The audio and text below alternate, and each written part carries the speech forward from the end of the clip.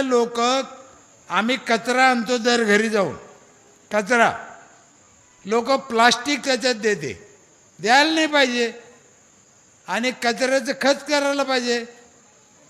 तुमचं पण चांगलं आहे, पण लोक प्लास्टिक बाजूला देत नाही. आम्ही काय केलं, 2 वर्षांनी त्या बाईला एक पिशवी दिली, कचरा ठेवायला कुंडी दिली, ट्रॅक्टर आमचं घरोघर जातं, रोज कचरा आणतं, आणि त्या बाईला सांगितलं प्लास्टिक जर बाजूला ठुलं तर तिच्याकडून 15 रुपये किलोनं विकत घेतो आम्ही ते प्लास्टिक. फेकीतच नाही. आता महिला एवढ्या हुशार झाल्या, तिचं तर ठुतीच.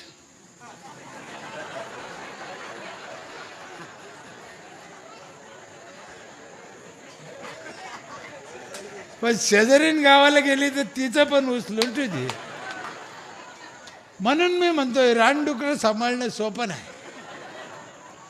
कपटपणा करा, पण त्यांच्या हिताचं करा, त्यांची आई होऊन करा. आणि सरपंचानं आई झालंच पाहिजे गावचं. तो पंढरपूरचा पांडुरंग आहे ना, कमरेवर हात देऊ नये, युगे 28 झाले हात काढीत नाही, पण आमचा सरपंचाचा हात 24 तास गावासाठी मोकळा राहू शकतो. म्हणून त्या विठ्ठलापेक्षा बी मी गावच्या सरपंचाला जास्त मान देतो. कुणाला काय वाटू, सरपंच ग्रामसेवक याच्याशिवाय गावचा विकास नाही.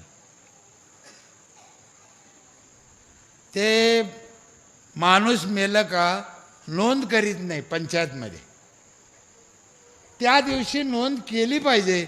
सरपंचाला 21 दिवसाचा अधिकार आहे.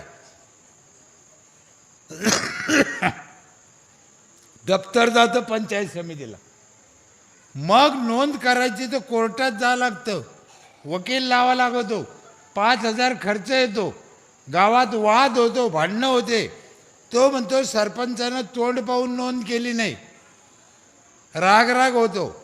मग आम्ही काय केलं, जो माणूस म्हातारं मेलं त्याच दिवशी नोंद करीन, तर त्याच्या बापाला जाळायला लागणारे लाकडं ग्रामपंचायत फुकट देईल. मग त्या लाकडाच्या आशेनं ते अर्ज करतं, नोंद होती ना. आपल्याला काय, साप बी मेला पाहिजे, काठी बी नाही मोडली पाहिजे. महिला लग्नाची नोंद करीत नाही, करते का? नाही केलं पाहिजे. एक बाई आली आमची इथं, ती म्हणे दादा माझ्या पोराच्या जन्माची नोंद करायची. म्हणलं बाई बैस, पाणी बिणे दिलं तिला प्यायला. म्हणलं तो पोराच्या जन्माची नोंद करतो, काय अडचण नाही, पण तो लग्नाची नोंद करेल आहे का? म्हणे नाही. म्हणलं मग कोणच आहे? इतका राग आला साहेब तिला. सत्य घटना आहे.